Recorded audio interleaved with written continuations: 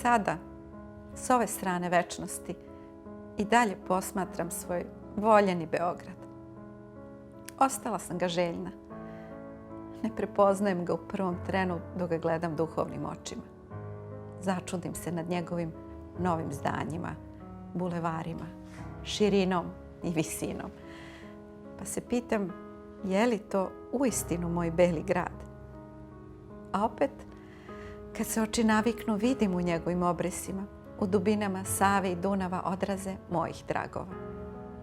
Zeleno stepenište na malom Kalemegdanu i sad šapuće krošnjama neispričane priče nebrojenih koraka koje je primila u sebe.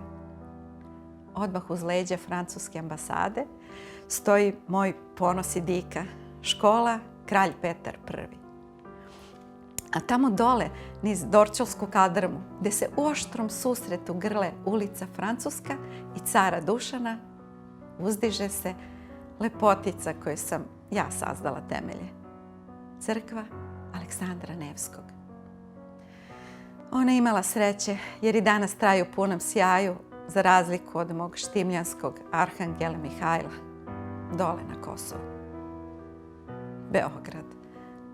Toliko puta razaran, obnavljan, čerupan pa krpljen. Stoji kao gorka opomena da je zaborav najkonačnija smrt i naroda i čoveka.